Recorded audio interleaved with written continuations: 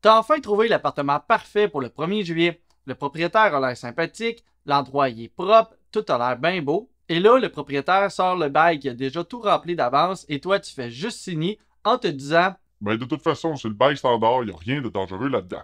eh bien ça, c'est une erreur. En fait, c'est une très grosse erreur qu'il y a beaucoup de Québécois qui font à chaque année. Donc aujourd'hui, je te montre tout ce que tu dois savoir avant de signer un bail pour pas te retrouver coincé pendant 12 mois dans une situation que tu n'avais pas vu venir.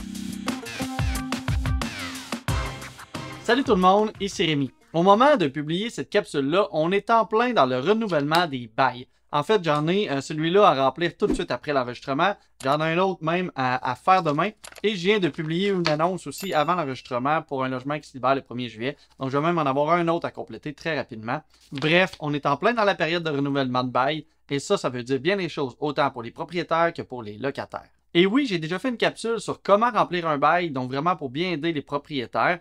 Ça fait un petit bout, mais encore aujourd'hui, elle a plusieurs vues par jour et ça aide vraiment beaucoup de monde. Et aujourd'hui, je vais tourner ça de côté et au lieu de le faire pour les propriétaires, je vais m'assurer de faire une capsule pour que les locataires puissent vraiment savoir à quoi s'attendre au moment de remplir un bail. Donc je l'avoue, c'est peut-être pas la capsule la plus sexy de l'année, mais en même temps, c'est une des plus importantes si tu es locataire au Québec pour pouvoir bien comprendre la réalité du bail. Parce que signer un bail, c'est pas juste quelque chose qu'on fait sur le coin de la table. C'est un contrat légal, c'est un vrai contrat qui va s'appliquer avec plein de petites facettes. Puis une fois que tu as signé, ben c'est signé puis tu es lié par le contrat. Donc aussi bien de comprendre ce que tu vas signer, allez, on y va direct là. Premièrement, le bail, c'est pas juste une feuille avec des informations du gouvernement. C'est vraiment un contrat légal. Et d'ailleurs, chaque bail, que tu sois en ligne ou en papier, il y a un numéro de série unique. C'est pour ça qu'on doit l'acheter et qu'on peut pas juste prendre une photocopie sur Internet. Et là, je prends une petite seconde parce qu'il n'y a pas de hasard dans la vie. Au début de la vidéo, j'ai dit que j'allais remplir ce bail-là, un bail papier. Mais pendant que j'enregistrais, eh bien, j'ai été contacté par royalinvest.ca. Pour être franc, je ne les connaissais pas. C'est une nouvelle plateforme pour signer des bails en ligne. Parce que oui, jusqu'à maintenant, je complétais encore tous mes bails en version papier. C'est vrai, j'ai déjà essayé de remplir des bails en ligne, mais en même temps, j'aimais pas ça. Parce que souvent, ça vient avec des abonnements mensuels et tout un système de gestion. Mais moi, tout ce que je veux, c'est signer des bails et rien d'autre. Et c'est exactement ça que ça fait royalinvest.ca. C'est une façon simple et efficace de remplir un bail officiel du tribunal du logement, tout ça en ligne. Ça coûte seulement 9,99 par bail et ça permet de tout gérer directement en ligne. Donc autant remplir toutes les clauses et les annexes, mais surtout gérer toutes les signatures numériques directement en ligne et les suivis. C'est tellement plus simple. J'ai déjà complété mes 2 premiers bails. Je peux vous dire que c'est terminé les bails papier. J'ai enfin trouvé une solution que j'attendais depuis longtemps. Puis en plus, il ne faut pas se fier au petit drapeau français dans le coin. C'est une entreprise 100% québécoise. C'est toujours bon d'encourager local. Utilise le code promo REMI10 et avec ça, ça te donne 10% de rabais. Ça te donne donc les bails numériques les moins chers que tu peux trouver en ligne. Le lien est en description. Je le répète, un bail, c'est vraiment un engagement formel. Donc, qu'il soit en papier ou version numérique, que le propriétaire soit ton cousin ou une grosse compagnie de gestion, dans tous les cas, le bail va s'appliquer avec toutes les clauses. Et là, petite parenthèse, je parle ici de signer un bail, mais qu'est-ce qui arrive si jamais tu rentres dans un appartement et que le propriétaire il dit oh, pas besoin de signer de bail, là, tout est correct. Est-ce que tu as quand même un bail? Ben en fait, oui. Dès que tu vas déménager quelque part, même si tu n'as pas signé de bail proprement dit, tu vas te retrouver avec un bail de location. C'est comme ça que ça fonctionne au Québec, mais au lieu d'être un bail signé, tu vas te retrouver avec un bail verbal. La chose qu'il faut faire attention, c'est que le bail verbal il est tout aussi légal qu'un bail signé. C'est aussi un bail avec toutes les mêmes obligations, autant du côté du propriétaire que du côté des locataires. La seule chose, c'est que ce n'est pas écrit. Donc, si jamais vous vous rendez devant le tribunal administratif du logement, et ça va se retrouver avec seulement la parole de l'un contre la parole de l'autre ou celui qui va réussir à apporter le plus de preuves. Mais là, voyez comment des fois on est ridicule au Québec. Parce que je vous le dis, vous pouvez conclure un bail verbal avec un locataire ou avec un propriétaire, et c'est tout à fait légal. Eh bien, si vous faites ça, il est obligatoire de mettre le bail verbal par écrit en dedans de 10 jours. Ben oui, on est comme ça ici, c'est complètement ridicule. On peut s'entendre légalement sans signer de papier, mais il faut signer un papier pour prouver qu'on s'est entendu. Dans quel monde on vit? Bon, donc maintenant qu'on sait qu'un bail, c'est vraiment un contrat légal, avant de signer, il faut vraiment s'assurer de tout ce qui est écrit dessus noir sur blanc et des inclusions du bail. En fait, il va y avoir des éléments qui n'ont pas trop d'impact. Du genre, est-ce que le frigo, le divan ou le lave-vaisselle sont inclus? Mais le bail comporte aussi des éléments qui pourraient vraiment faire monter tes coûts d'habitation si tu ne te rends pas compte que le chauffage, l'électricité ou l'eau chaude sont à ta charge. Parce que si le bail indique que c'est à toi de faire le déneigement de ton entrée ou que le chauffage n'était pas inclus, eh bien, tu ne pourras pas revenir contre le propriétaire en disant « Voilà, tu étais censé payer le chauffage ». Donc, principalement, les clauses B et E du bail sont des clauses très importantes pour toutes les informations et les inclusions que tu vas retrouver dans le bail, mais rendez-vous compte aussi que ça va changer votre façon que vous allez pouvoir vivre dans votre appartement au travers de la prochaine année ou de plus longtemps. Maintenant, savez-vous qu'il existe des clauses qu'on pourrait dire interdites? Non seulement ça existe, mais en plus, il y a beaucoup de propriétaires qui en mettent au travers de leur bail. Il faut donc faire attention pour être capable de les repérer. Même si c'est écrit à même le bail, il y a certaines clauses qui sont illégales. Comme par exemple, un propriétaire n'a pas le droit ici au Québec de demander un dépôt de location. En fait, il peut seulement te demander un premier mois de loyer à la signature du bail qui va être déduit lors de ton arrivée dans le logement, mais il ne peut pas te demander un dépôt qui va garder tout au long que tu es là et qui va devoir te remettre à la fin. Ça, c'est illégal. Autre chose maintenant, c'est vrai qu'il peut y avoir des règlements, mais en même temps, il ne peut pas vraiment avoir des choses qui vont brimer ta vie, comme par exemple que tu n'as pas le droit de recevoir de la visite ou des groupes. Il ne pourrait pas non plus avoir une clause du genre ton bail se termine au 1er juillet 2026, mais tu dois quitter une semaine avant pour que je puisse faire des travaux. Et une des clauses qui est très souvent indiquée au bail, mais qui par contre est complètement illégale, il ne peut pas être inscrit qu'il va y avoir une amende de, disons, de 100$ si jamais tu es en retard dans ton loyer. Donc, si tu vois des choses qui sont louches, eh bien, prends le temps de faire des vérifications. Ça peut être sur Internet. Il y a un site comme Éducaloi qui est très pratique ou directement auprès du tribunal administratif du logement qui vont pouvoir t'aider gratuitement avec tout ça. Il faut savoir que même si c'est obligatoire de passer par le bail officiel du tribunal et que c'est standard, eh bien, ça ne veut pas dire que tout est coulé dans le béton. Quand tu es avec le propriétaire de l'immeuble, tu peux discuter du prix du loyer, des inclusions, de la date des paiements ou même les travaux à faire avant ou pendant que tu résides dans le logement. Tu as le droit de négocier et de poser tes conditions avant de signer. C'est pas mal vu, c'est même plutôt intelligent.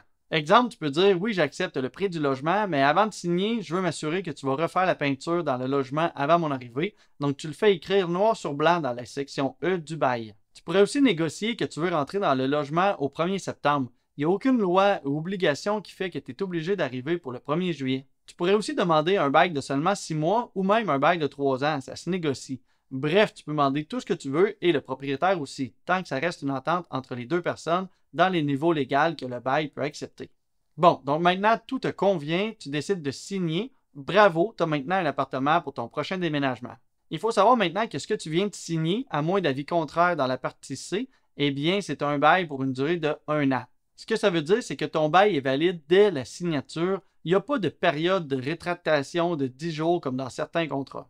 Une fois que c'est signé, la seule façon de t'en sortir, c'est soit en négociant avec le propriétaire ou en venant à céder ou sous-louer ton bail.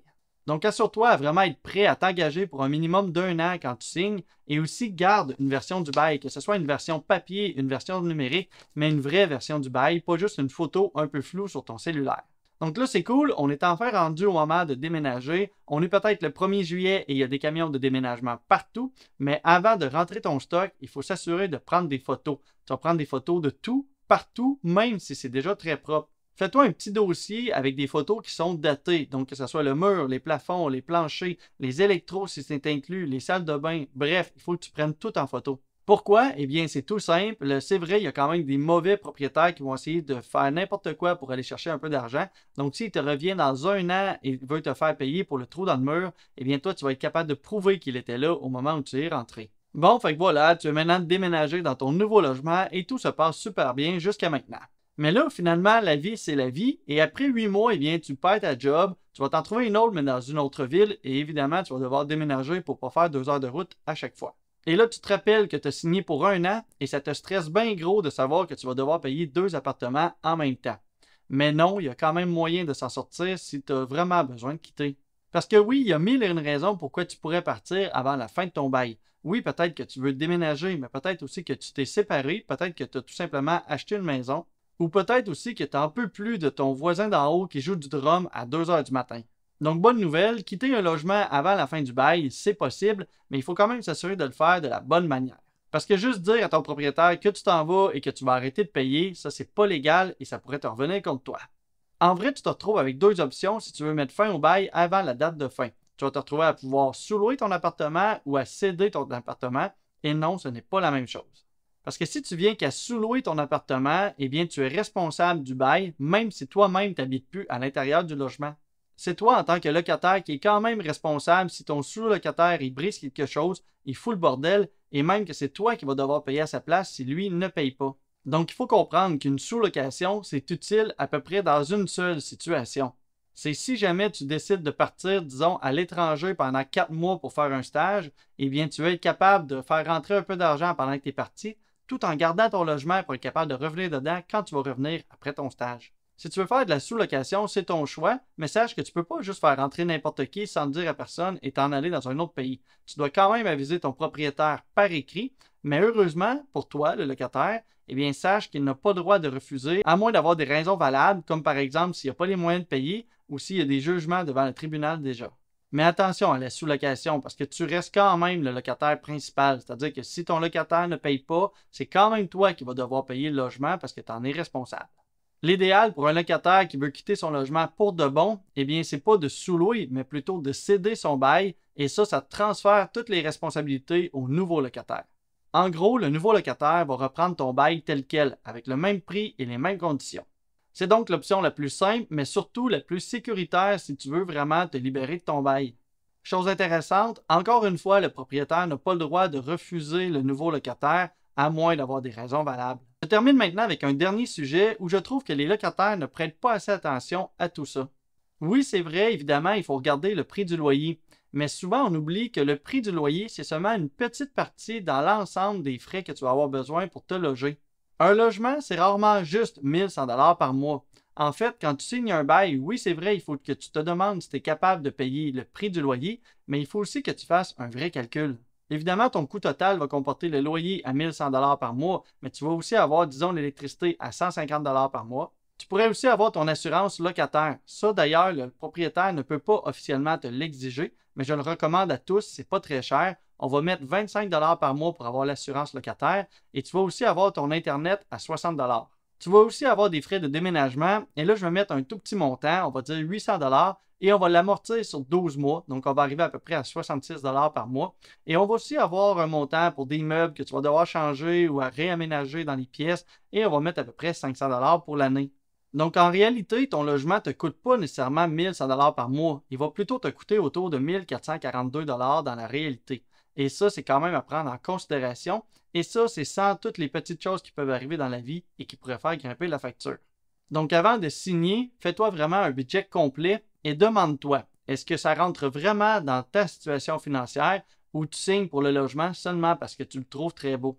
Voilà, donc souviens-toi que signer un bail, on ne fait pas ça sur le coin de la table, c'est un engagement légal, c'est une part importante de ton budget que tu dois considérer et c'est aussi ton futur quotidien pendant minimum 12 mois. Prends donc le temps de bien vérifier ce que tu signes, pose tes questions et fais tes vérifications.